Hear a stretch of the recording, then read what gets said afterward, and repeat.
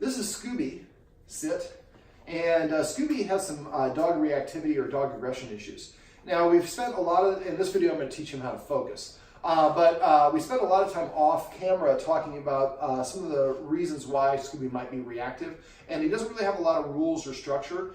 He's kind of a lower energy dog. I talked a lot about exercise, but I don't know if he needs a ton of exercise. I think increasing it a little bit, especially before he's meeting other dogs, would help. But I think a lot of his situation is him seeing the other dogs as he's either insecure about other dogs or thinks that he needs to protect his humans, or maybe a combination of both. But for dogs, they're very much scent animals. And a lot of times when a dog sees another dog first without smelling it, it can lead them to interacting not in the best way. So I find that the dog's focus often works against us. All right, you go ahead and go down. You're a big guy. And so the dog is focusing on the squirrel, and we're trying to get the dog to pay attention. It's focusing on the other dog or the car or whatever it is. Well, if a dog is focused on something and we keep on asking it to pay attention to us, we're actually training it to ignore us, essentially. Just ignore the human. They'll keep on saying the same command over and over again. Well, what we do instead is I want to teach the dog to focus on me on command, so it becomes a very powerful way of redirecting the dog's attention. So I have some very high value training treats here. These are chicken liver. And then what I'm going to do is I'm going to sit down. I want the dog's head between my, right about this position. I would normally have the dog sitting up, but for he's such a big dog, this actually works well. I take one treat, I'm going to hold between my thumb and forefinger, and I'm going to press it down against my knee. He's going to lick at my knee trying to get the treat. Or he's going to sniff. And he's going to where the smell is strongest. Now I'm doing this, I'm watching his eyes. The only thing that he can do to get the treat is to look at me in the face. Now most dogs will kind of start licking and slobbering on your hands. I'm going to move my feet out to the side so I can get it closer to his nose level. And I'm just waiting for him to look voluntarily in my face. When he does, I'm going to raise it to my nose and then go put it straight in his mouth. Now, I can do things to get him to look at me faster, but if I do that, I lose out on the ability to actually reduce the stress hormone, which is called cortisol, that's in his blood. If a dog voluntarily looks you in the eyes, it actually releases serotonin, oxytocin, and dopamine, which are the pleasure endorphins, into the dog's brain. Dog can't produce cortisol, which is a stress hormone, in their blood, and the pleasure endorphins. So it's one or the other. So by doing it this way, I'm waiting for him to figure this out on his own, and when he looks at me, then he gets rewarded for that, so we can actually condition him to look us in the face, which can actually help him be less stressed out. Scooby, come here, buddy. So what I'm doing is just watching his eyes. And I also kind of want him to think that when I don't know how to solve a problem, I just look to the humans, and the humans will help me out. Focus. That took a lot of time and patience. Most people get impatient and call the dog's name. So by doing this, every time he looks at me, he gets reward. After a while, he's going to be more inclined to want to do that. Boy, are you really low energy today.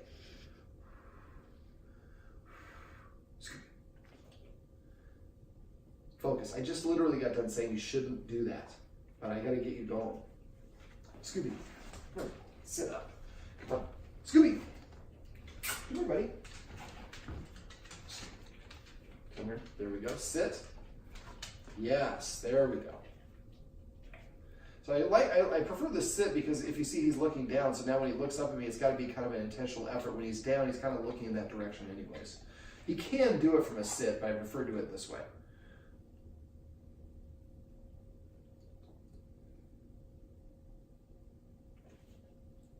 Focus. You're getting it figured out, buddy. Now, the first like 5 to 7 treats are usually the challenging one. After a while, the dog starts figuring it out, starts looking at you faster and faster.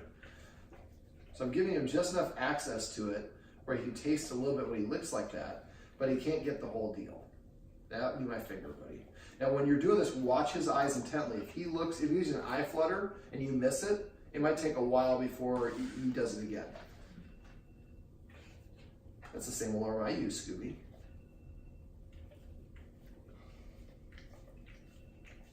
These guys are known for being very determined. That's still my finger. Now, right now, it's not mild, it's not a huge distraction, but that is a distraction. We prefer not to do this when there are any distractions, especially at first. Sit, come here, buddy. Because this can be harder for them to figure out. Sit. So when you're doing this at first, don't have somebody eating or another dog nearby or opening, closing doors, having people move around. Eventually, you want to have those things go on because that's what happens. That's life. Focus, there you go, Scooby. And when I do this, I usually do this about 12 treats per practice session. And I'm going to count it out. You want to do 1 second movements. 1 second, 1 second. Focus. And then give him the treat. And always say the command word after the treat goes in his mouth. Is focus the command word? Focus is the command word, yes. And you can change it to a different word if you want. I just find focus really works well. And when you're doing this, a lot of times, I'm wearing black today, but if I weren't, you would see a big wet spot on my knee. It's very normal. There we go. Focus. And then I reload again right away so he knows we're playing. So at first you see he wasn't really that into it. Now he's realizing I can get these treats. There we go. Focus. So he's starting to figure this out. Now again, when at first it's 1 second, 1 second. I'll count it out for you. When he does look. 1 second, 1 second. Focus. Eventually it's going to look like this. And you want to get to this point within a week. So I'll count it out. It's going to be basically going to increase the duration. 1 second. See, I got his focus really good. He's doing this. He's looking at the treat, but he's also looking at my eye or my face. That's why I raised my nose first. Focus. So you're going to get to the point where you're doing a 15 second on that second movement. But don't cheat. The people who screw this exercise up go 1 second, 1 second, then 1 second, 15 seconds. The dog starts leaning for it or loses interest. The idea is 1 second, 1 second for all 12 treats. Then the next time you do it, somebody practices it, 1 second, 2 seconds on that second movement only. Always go to your nose, don't hold it. A lot of people go like this. Just transition at your nose. And then go straight to his mouth. The idea is he's looking at a treat and your face at the same time. So at first when you do this, you're doing this when there's no distractions, like I said.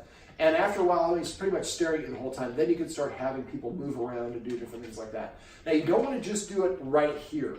You want to practice in multiple different locations. Dogs don't generalize well. They have to do things in different capacities in order to kind of start to generalize. So what you want to do is make sure you're practicing it here in the basement, in your bedroom, in the kitchen, all sorts of different areas, so that he gets used to doing it. But the goal is within 7 days to be that 15-second delay for all 12 treats on the second movement.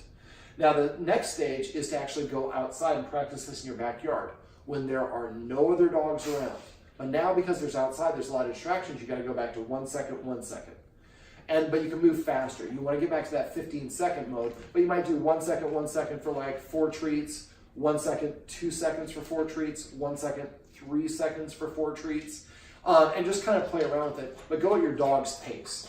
Now, the last stage is when you're actually walking him and there are no dogs around, there's no distractions, and he's walking next to you. Say focus, he looks up at you, and as you're walking, you bring the treat down. Now, the reason for this is eventually if the dog's kind of walking down the street and he sees, oh, there's a dog there in that yard about 4 houses up, and he starts staring at that other dog, he's starting to get himself worked up.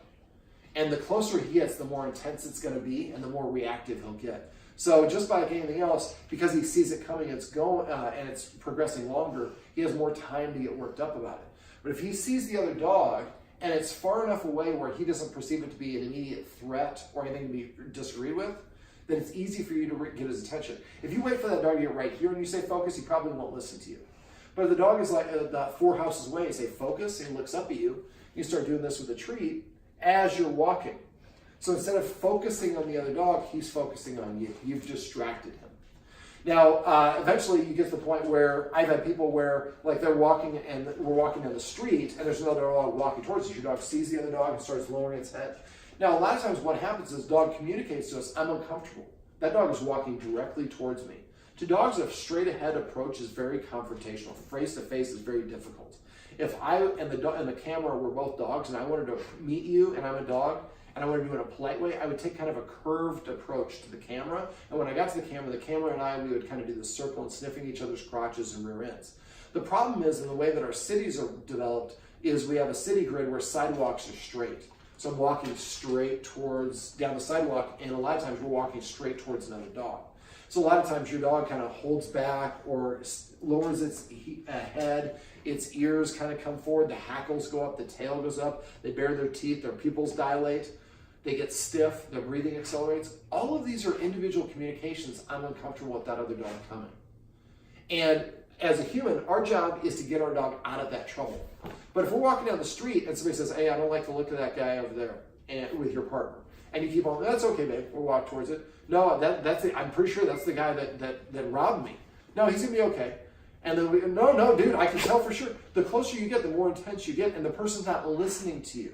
Eventually you're saying, well, you continue walking down the street, I'm going this way. I'm not gonna walk near that guy, he's gonna grab me again. So because our partner wasn't listening to us, we felt like we had to take action for ourselves. A lot of dogs, when they're walking, they see another dog and they start breathing heavy, or they stare, or their ears come up, or all the signs that I talked about earlier, and we don't recognize any of them. And we keep on getting closer and closer to this other dog, and your dog's saying, like, look, you're not listening to me, I have to take care of things for myself.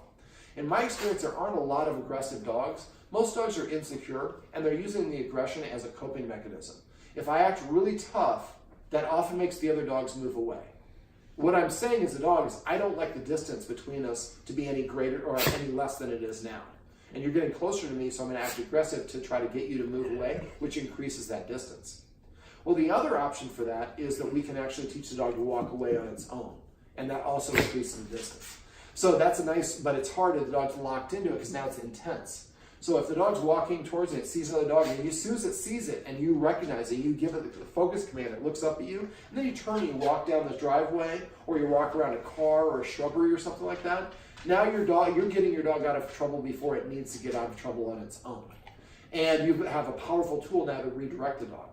So remember, I'm going to summarize kind of how you want to do this focus exercise. For 1 week, I want you to practice this at least, if there's 2 humans in the house, I'd like each human to practice it with him twice a day. The goal is to be within 7 days or sooner, get to the point where you can be at that 15-second movement for all 12 treats. Then you're going to go do it outside, and this time you want to get to that 15-second movements within 2 to 3 days. And then the next step is do it on walks with other dogs around. And then when you do the walks, you want to go back to focus. He looks at me, you go, boom. Then 2 seconds and and increase it until you get to the point where you're 15 seconds. He's like walking into stuff because he's not paying attention. He's looking up at you.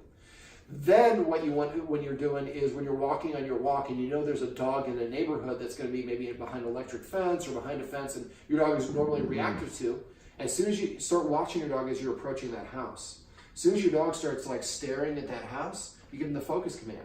You take his mind away from that. He's focusing on you, getting the treat. And then you get closer, and then you probably will stare again. Keep on doing that, and eventually gets to the point where instead of barking at the dog's house that he's passing by, he's focusing on you. We're helping him practice a different behavior. Now, by itself, the focus exercise is probably not going to fix the problem.